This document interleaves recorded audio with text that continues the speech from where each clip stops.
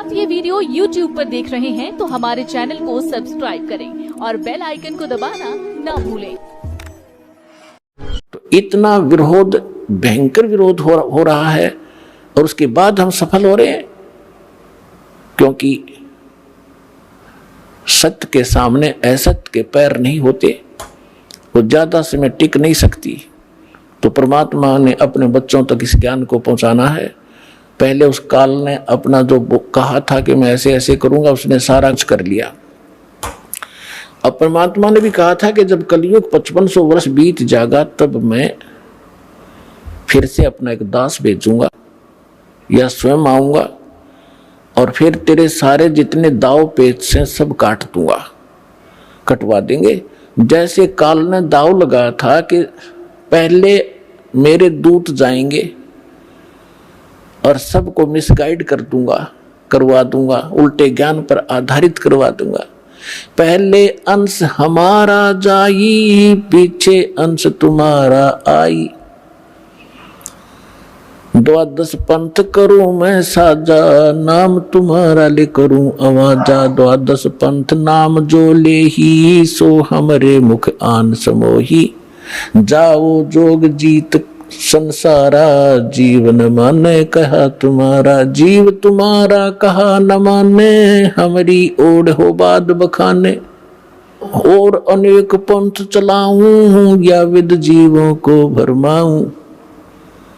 तब परमात्मा ने कहा था कि तू कर लेना जो तूने करना है।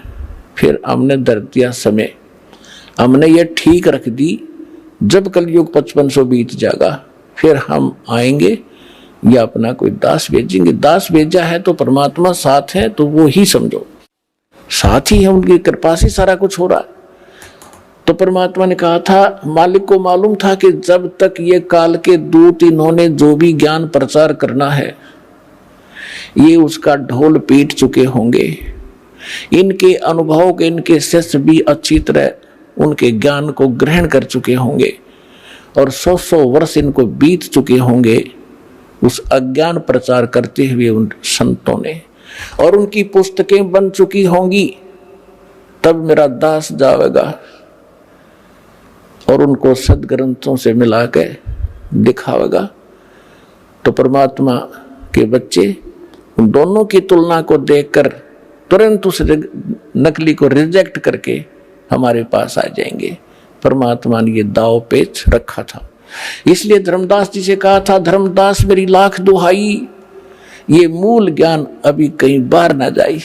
जो मूल ज्ञान है ये दास बता रहा है। इस दास के अतिरिक्त या उन महापुरुषों को जिनको परमात्मा मिले ये मूल ज्ञान नहीं दिया, ना ही ये मूल मंत्र दिए। नहीं तो इन नकली पंथों के हाथ ये मूल ज्ञान और ये मूल मंत्र होते लग जाते तो ये भी यही ज्ञान और यही मंत्र देते रहते, और वो अधिकारी थे नहीं, उससे लाभ होना ही नहीं था। जिस कारण से इस मानव का बहुत विनाश हो जाता। और परमात्मा ने सबसे प्रतिज्ञा करा ली थी, जिसको भी ये मंत्र दिए थे, जैसे आदरणीय धर्मदास साहिब जी को, आदरणीय मलुकदास साहिब जी को, आदरणीय दादू साहिब जी को, आदरणीय नानक साहिब जी को, आदरणीय गरीबदास साहिब गांव छुड़ानी जिला जज्जर वाले को, आदरणीय गीसा दास साहिब जी गांव खेखड़ा, अब जिला बागपुर हो गया, बताओ बागपुर। इन सबको ये मंत्र भी दिए थे, ज्ञान भी दिया था, लेकिन इनको प्रतिज्ञा करा दी थी कि कहीं नहीं जाए, या भी ज्ञान किसी को नहीं बताना, और ये सतनाम और सारनाम कदे छींट भी नहीं लगने देना तुमने किसी का। तो यही कारण था कि इन महापुरुषों ने इसको बहुत छुपा के रखा। अब दास, इस दास को दिया है भगवान ने। तो ये थी, बीच में परमात्मा को मालूम था कि इन्होंने जो कुछ कहना सुनना ये कह चुके होंगे, और जब मेरा दास जाएगा, और ये टेक्निक आप देख रहे हो, टीवी और ये इंटरनेट अभी 10-12 वर्ष से ही ये पनपे हैं, इससे पहले नहीं थे। क्योंकि ये प्रोजेक्टर वगैरह बनवा के परमात्मा ने अपना ज्ञान अपने बच्चों को देना था, उससे पहले आपको शिक्षित किया। आज हम सफल हुए हैं इस शिक्षा के कारण, और हमारी गिरावट आई है नैतिकता में तो भी शिक्षा के कारण।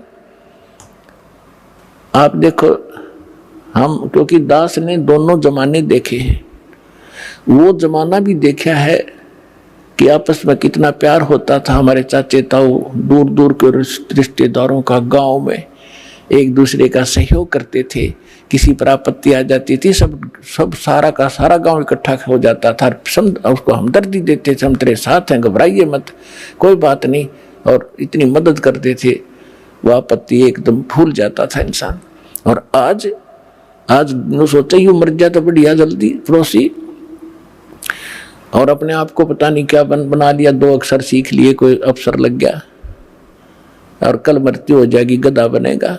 वो दुख नहीं दिखता इस अध्यात्म ज्ञान के भाव से। तो इस अध्यात्म ज्ञान से हमारी वो मोतिया बिंद समाप्त होगा, जिसके कारण हम बकवाद कर रहे हैं और एक जीव अपने आप को यहाँ पता नहीं क्या मान बैठा है। तो जीव को अपनी औकात का पता लगे, फिर किसी भी पोस्ट पर रहे वो दास बनकर रहेगा, और जिस कारण से उसके कर्म नहीं बिगड़ेंगे। आज आप देख रहे हो, किसी ऑफिस में जाइए, किसी भी ऑफिस में जाइए, कोई ABC, कोई कमी नहीं रही किसी कितना भी। और हमने दास ने उसको भी देखा है, नौकरी करके भी देखा है, वहाँ के लोगों का व्यवहार विचार भी देखा है। तो वहाँ की उसको देखकर हम गांव के व्यवहार से तुलना